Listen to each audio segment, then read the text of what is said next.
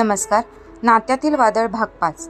भूतकाळातून भानावर येत भाग्यश्री म्हणाली, समर्थ तेव्हा वाटलेही नव्हते. तुझ्या घरात मी प्रथम प्रवेश केला तेथे गृहलक्ष्मी म्हणून प्रवेश करेन मी. भाग्यश्री वर्तमानात आली होती. भाग्यश्री, एक एक आठवणी किती सुंदर आहेत ना आपल्या. असो, आता रात्रीचे 12 वाजून गेले आहेत. तू झोप. उद्या कशी छान तरतरीत दिसली पाहिजेस. समर्थ तिला थोपटीत म्हणाला. बघता बघता ते दोघीही झोपी गेले. ओटी भरण्याचा दिवस उजाडला.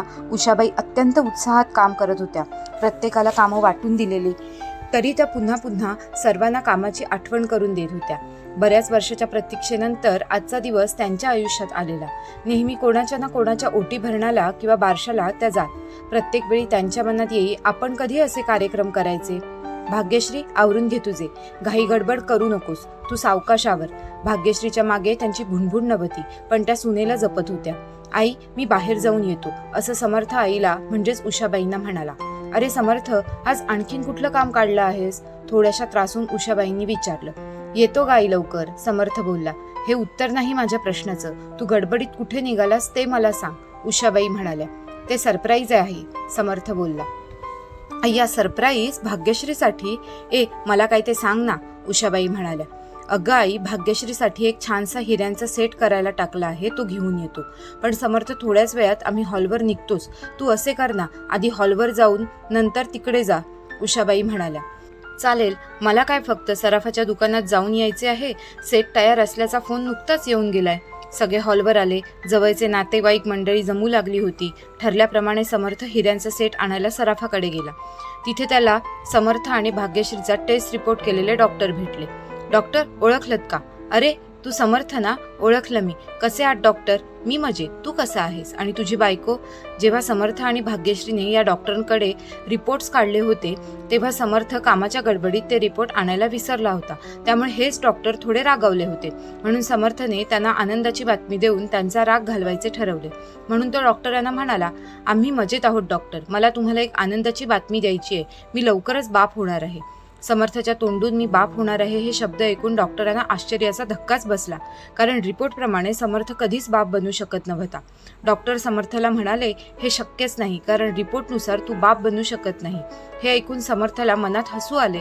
समर्थ डॉक्टरांना म्हणाला, डॉक्टर, ते रिपोर्ट चुकू पण शकतात, पण माझी पत्नी गरोदर आहे आणि मी लवकरच बाप होणार आहे. हे अखंड सत्य आहे. पण ते डॉक्टर फार मोठे चिकित्सक होते आणि रागीट होते. त्यांना तो रिपोर्ट चुकीचा आहे हे मान्यच नव्हते. डॉक्टरांच्या बोलण्याकडे दुर्लक्ष करून समर्थ तिथून निघू लागला. तेवढ्यात डॉक्टर त्याला म्हणाले, असे रिपोर्ट चुकीचे नसतात. मी खरंच सांगतो, तुम्ही कधीच बाप होऊ शकत नाही आणि यावर औषधही नाही, कारण शुक्राणूच नाहीत, अजिबातच नाहीत. कमी असते तर औषधाने वाढविता आलेही असते, पण या केसमध्ये अजिबात होप्स नाही. त्यांच्या या बोलण्यावर समर्थ मनातून हसला. त्याच्या मनात आले की चला, आज या डॉक्टरला दाखवूनच द्यायचं काही वेळा तुमचे रिपोर्ट किती चुकीचे असतात म्हणून. मग तोही म्हणाला, डॉक्टर, पुन्हा टेस्ट करूया. मला खात्री आहे तुम्ही आणि तुमचा रिपोर्ट चुकला आहे. ठीक आहे, आणि मग रिपोर्ट कसे चुकीचे आहेत हे दाखवून देण्यासाठी म्हणून समर्थने टेस्ट केले. रिपोर्ट 2 तासांनी मिळणार होता. समर्थला वाटले, आज या डॉक्टरला दाखवून देऊ की त्याचे रिपोर्ट चुकूही शकतात. 2 तासांनी सप्रमाण रिपोर्ट मिळाला आणि समर्थच्या पायाखालची जमीन सरकली. त्याचा रिपोर्ट पुन्हा एकदा पहिल्यासारखाच आला होता. त्या रिपोर्टनुसार समर्थ कधीच बाबा बनू शकणार नव्हता. विज्ञान हेच सांगत होते. जर समर्थ वडील बनू शकत नव्हता तर भाग्यश्री आई कशी बनू शकते? हा भाग्याचा तर खेळ नसेल ना? असे अनेक प्रश्न त्याच्या मनात येऊ लागले. तेवढ्यात डॉक्टर त्याला म्हणाले, तुमच्या बायकोमध्ये काहीच दोष नाहीये. ती आई होऊ शकते, फक्त ते मूल तुमचे नसेल. समर्थ बोलला, आणि ते मूल माझेच असेल तर? डॉक्टर म्हणाले, शक्यच नाही, त्रिवार नाही. असे असेल तर DNA टेस्टने मी तेही सिद्ध करू शकतो. समर्थने डॉक्टरांचे आभार मानले आणि म्हणाला, आज अचानक भेटलात, लॅबमध्ये नेलात आणि मला माझे सत्य समजले. आता मात्र समर्थचे मन विचलित झाले होते. त्याच्या मनात अनेक प्रश्न येत होते. भाग्यश्रीवर त्याचा पूर्ण विश्वास होता, पण परिस्थिती मात्र वेगळेच सांगत होती. तो संभ्रमात पडला. डॉक्टर तर खोटं बोलत नसतील ना, असं त्याच्या मनात येऊ लागले. पण रिपोर्ट त्याच्यासमोर होते. डॉक्टरांनी सप्रमाण त्याला सिद्ध करून दाखवले होते. एकदा नाही तर दोन रिपोर्ट एकच सांगत होते. आता मात्र त्याचे मन भाग्यश्रीला संशयाने बघत होते, पण दुसरे मन त्याला भाग्यश्रीवर संशय घेण्यापासून रोखत होते. तो खूप गोंधळला होता. डोक्यात खूप विचारांचे काहूर माजले होते. त्याच्यात तो विसरून गेला की आज आपल्या इथे ओटी भरण्याचा कार्यक्रम आहे. हॉलवर सर्वजण या क्षणाची आतुरतेने वाट बघत होते. त्यांचे आई बाबा खूप आनंदात होते. होते आणि स्वतः समर्थ आणि भाग्यश्रीने येणाऱ्या बाळाबद्दल खूप सारी स्वप्न रंगवली होती. हे सगळे विचार करत असताना त्याच्या फोनची रिंग वाजली. तो फोन भाग्यश्रीचा होता, पण त्या फोनकडे त्याने लक्ष नाही दिले. फोन उचलला नाही आणि स्विच ऑफ करून टाकला, कारण त्याची मनस्थिती गोंधळली होती. काय करावे, कोणाशी बोलावे, काय सांगावे, त्याला काहीच सुचत नव्हते. घरी पण जावेसे वाटत नव्हते, पण जावं तर लागणार होतं, कारण कार्यक्रमात समर्थ नसेल तर सगळे पाहुणे मंडळी त्यालाच विचारत राहणार होते. आणि तो उषाबाईंना म्हणजेच आईला लगेच येतो म्हणून सांगून गेला होता आणि आता 2-3 तास होऊन गेले असतील, म्हणून तो घरी जायला निघाला. त्याने गाडी स्टार्ट केली आणि आपल्याच विचारांमध्ये गाडी चालवायला लागला. उषाबाईंना तर जेव्हापासून ही बातमी समजली की भाग्यश्रीला दिवस गेले, तेव्हापासून त्या भाग्यश्रीला खूप जपत होत्या. कधी एकदा आपण आपल्या नातवंडाचे तोंड पाहतो असे त्यांना झाले होते. ओटी भरायचा कार्यक्रम 7व्या महिन्यात करायचे ठरवण्यात आले होते, पण अचानक उषाबाईंच्या दीराचा मोठा अपघात झाला आणि हा कार्यक्रम तेव्हा रद्द केला. पण उषाबाईंची खूप इच्छा असल्यामुळे जेव्हा 2 महिन्यांनी जयवंतरावांना बरे वाटले, तेव्हा उषाबाईंनी परत भरतरावांकडे ओटी भरण हा कार्यक्रम करायचा घाट घातला. तेव्हा भरतरावांनी त्यांना परवानगी देऊन टाकली होती. अशा एवढ्या महत्त्वाच्या दिवशी समर्थ समोर त्याचे सत्य आल्यामुळे त्याला आता काय करायचे सुचत नव्हते. त्याचे पूर्ण अंग थंड पडल्यासारखे वाटू लागले. आता त्याने मनाकडे पक्के ठरवले की घरी जायचे आणि याबद्दल कुणाकडे वाच्यता न करता भाग्यश्रीला जाऊन एकांतात याबद्दल विचारायचे. आणि याच विचारात तो गाडी चालवत होता. इकडे हॉलवर ओटी भरण्याच्या कार्यक्रमाची जोरात तयारी चालू होती. धनश्रीने भाग्यश्रीला छान तयार केले होते. मूळची सुंदर असलेली भाग्यश्री अधिकच तेजस्वी दिसत होती. फुलांची बोट, झोपाळा, विमान तयार झाले होते. अतिशय कल्पकतेने फुले त्यात मडवली होती. भाग्यश्री ते सर्व पाहून भारावून गेली होती. आई, हे काय, किती तयारी केलीत तुम्ही? भाग्यश्री बोलली. आमच्या आयुष्यातला एवढा मोठा आनंद देतेस तू, त्यापुढे हे काहीच नाही. थँक्यू आई, भाग्यश्री म्हणाली. त्याची काही आवश्यकता नाही. फक्त तू स्वतःची काळजी घे, शांत राहा, धावपळ करू नकोस. मी हे सर्व लक्षात ठेवीन, भाग्यश्री म्हणाली. धनश्री, भाग्यश्रीला काळी टीट लाव बाई, नाहीतर माझीच नजर लागायची, उषाबाई कौतुकाने म्हणाल्या. समर्थाच्या आई, आज तुमची भाग्यश्री माझ्या ताब्यात आहे, त्यामुळे तुम्ही काहीही काळजी करू नका, धनश्री म्हणाली. शंकरराव आणि उमाबाईसह भाग्यश्रीच्या माहेरच्या माणसांनी हॉलवर हजेरी लावली. बऱ्याच काळानंतर शोभा आत्याला बघून भाग्यश्री पुढे आली. नमस्कार करून ती म्हणाली, आत्या तुम्ही आलात, खूप आनंद झाला. कसे आहात तुम्ही? अगदी मजेत. 2 नातवंडात रमले, शिवाय माझी कामे सुरूच आहेत, नेहमीप्रमाणे शोभा आत्या ताठात बोलल्या. प्रीतम नाही आला? भाग्यश्रीने विचारले. तो आपल्या कामात खूप व्यस्त आहे, त्याची बायको मुले आली आहेत. हाय भाग्यश्री. त्या हाकेसरशी भाग्यश्रीने वळून पाहिले. पूनम पटपट पावले टाकीत तिच्याकडे येत होती. भाग्यश्रीलाही वाटले आपण धावत पुढे जावे, पण तिने फक्त हात हलवून आपला आनंद व्यक्त केला. पूनमचा पती सोहम पण आला होता. पूनम आणि भाग्यश्री जुन्या खास मैत्रिणी कॉलेजच्या. तसेच सोहम आणि समर्थ पण खास मित्र होते कॉलेजचे. पूनम आणि सोहमने समर्थ आणि भाग्यश्रीचे जुळवून आणले होते. वाव भाग्यश्री, किती गोड दिसतेस ग, म्हणत पूनमने भाग्यश्रीचा हात हातात घेतला. कशी आहेस तू? मुले कुठे आहेत? भाग्यश्रीने विचारले. अगं, मुलांच्या परीक्षा सुरू झाल्या आहेत, सो नाही आली. 9वा महिना संपत आलाय ना तुझा? पूनमने विचारले. होय, आज कार्यक्रमानंतर आईकडे जाणार आहे मी. भाग्यश्री, मला खूप खूप आनंद होत आहे. आता तुझी फॅमिली कंप्लीट होणार. पूनमला झालेला आनंद तिच्या चेहऱ्यावर दिसत होता. भाग्यश्रीचा चेहराही आनंदाने फुलून गेला. इतर पाहुणे मंडळी येऊन भेटत होती. हास्य विनोद सुरू होते. एक एक करत मित्रपरिवार जमू लागला. मुहूर्ताची वेळ आली. धनश्रीने भाग्यश्रीला आतल्या रूममध्ये देऊन पारंपरिक पद्धतीने छान नटवले. पूनम तिच्या सोबतीला होतीच. फुलांची होडी अतिशय नाजूक फुलांनी तयार केली होती. फुलांचे मुकुट, हार, बाजूबंद, कमरपट्टा, परडी, बाग आणि किती प्रकार. आज भाग्यश्रीला बघून समर्थ तर. धनश्रीला पुढे बोलू न देता भाग्यश्री म्हणाली, पुरे हा आता? बरं बाई, पुरे तर पुरे. जे काय बोलायचे ते समर्थच बोलेल. होय ना ग भाग्यश्री?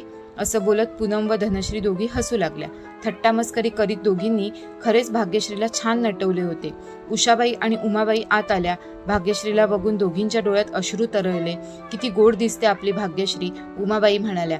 तिला अशी बघण्यासाठी तळमळत होते मी, उषाबाई म्हणाल्या. त्या पुढे झाल्या. भाग्यश्रीच्या चेहऱ्यावरून हात फिरवत कांचिलावर त्यांनी बोटे मोडून आलाबाला काढली. मुहूर्ताची वेळ झाली. अजून समर्थ कुठे राहिला कळेना, उषाबाई म्हणाल्या. आई, मी फोन करते, येतील ते एवढ्यात. भाग्यश्रीने फोन लावला. रिंग होत राहिली, मग कट झाली. आई, समर्थ फोन उचलत नाही, म्हणजेच ते ड्रायव्हिंग करत असतील, येतीलच एवढ्यात, तुम्ही काळजी करू नका, भाग्यश्री सासूला म्हणाली. मुहूर्ताची वेळ झाली होती आणि समर्थचा पत्ता नव्हता. थोड्या वेळाने परत तिने समर्थला फोन लावला. आता तर त्याचा फोन स्विच ऑफ येत होता. उषाबाईंनी भाग्यश्रीला घेऊन येण्यास धनश्रीला निरोप दिला. आतापर्यंत मधुर सनई वाजत होती, आता मात्र ओटी भरण्याचे गाणे सुरू झाले. चला ग बाई, पहिल्या कारणीचे डोहाळे पुरवूया. गाण्याबरोबरच धनश्रीने पूनमने भाग्यश्रीला घेऊन स्टेजवर पदार्पण केले आणि गोड कौतुकाचा सोहळा सुरू झाला. भाग्यश्री सुखावली होती. उषाबाई कौतुकाने पाहुण्यांशी बोलत होत्या. गाणी म्हणणाऱ्या बायकांचा ग्रुप अगदी तयारीतच होता. वेगवेगळी आणि अर्थपूर्ण गाणी गोड आवाजात त्या म्हणत होत्या. एक एक करीत बायका ओटी भरीत होत्या. हलकी थट्टा मस्करीही सुरू होती. समर्थ अजून हॉलवर आला नव्हता आणि प्रत्येक जण समर्थ कुठे आहे विचारित होता. भाग्यश्री मनातून समर्थवर जाम चिडली होती. आयुष्यातला हा महत्वाचा दिवस आणि आताच कुठे हा गेला या प्रश्नांनी ती हैराण झाली होती. दुसरीकडे उषाबाई आपल्या लाडक्या समर्थवर कधी नव्हे त्या वैतागल्या होत्या. हिऱ्यांचा सेटपेक्षा तो यावेळी इथे असणे महत्वाचे होते. कसले मेले हे सरप्राईज म्हणून त्या रागवल्याही होत्या. पण प्रत्येकाला समर्थ संबंधी सांगताना म्हणत होत्या, येईल एवढ्यात, थोडा वेळ होतोय त्याला, पण येईल एवढ्यातच, आता येईल. जसा जसा वेळ जाऊ लागला तशा त्या काळजीत पडल्या. एवढा वेळ कसा लागला? सेट तर तयार होता, उगाचच वेळ लावणार नाही तो. फोनही ऑफ, काय भानगड? न राहून त्यांनी समीरला बोलावून घेतले. समीर, अरे आपल्या सराफाकडे जाऊन ये. समर्थ तेथेच गेला, केवढा उशीर झाला आहे, फोनही स्विच ऑफ आहे त्याचा. त्याला म्हणावं सेट तयार नसेल तर राहू दे, तू त्याला घेऊनच ये. सराफाचा फोन नंबर नाही माझ्याकडे या क्षणी. तेव्हा बरं काकू, मी लगेच निघतो, तुम्ही काळजी करू नका, त्याला घेऊन लगेच येतो. भाग्यश्रीचा जीवही खालीवर होत होता. अजून समर्थ कसा दिसत नाही, गेला तरी कुठे, हा प्रश्न तिने धनश्रीला 1000 वेळा विचारला. पण धनश्री तरी काय सांगणार? ओट्या भरून झाल्या, जेवणाच्या पंक्ती बसू लागल्या. समीरला एकट्याला आलेले पाहून उषाबाई पुढे झाल्या. समर्थ कुठे आहे? उषाबाईंनी विचारले. काकू, समर्थ केव्हाच सेट घेऊन गेल्याचे सांगितले आपल्या सराफाने. अरे मग अजून कसा आला नाही? काळजीच्या स्वरात उषाबाई म्हणाल्या. आता त्यांच्या रागाचे परिवर्तन काळजीत झाले होते. त्या आपल्या समर्थला चांगल्याच ओळखत होत्या. तो असा बेजबाबदारपणा मुळीच करणार नाही. त्यांचे मातृहृदय अगदीच हळवे झाले. पण दुसऱ्या कोणाला त्या काही कळू देत नव्हत्या.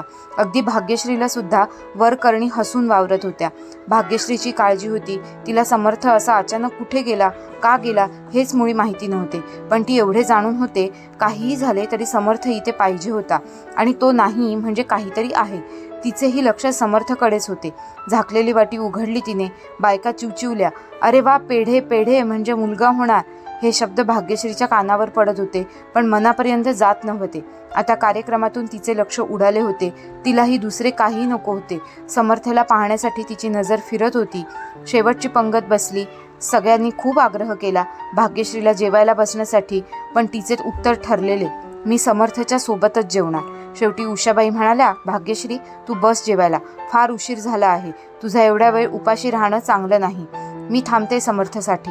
नाही हो करीत सगळ्यांनी भाग्यश्रीला ताटावर बसविले आणि तेवढ्यात कोणीतरी म्हणाले, अरे समर्थ आला.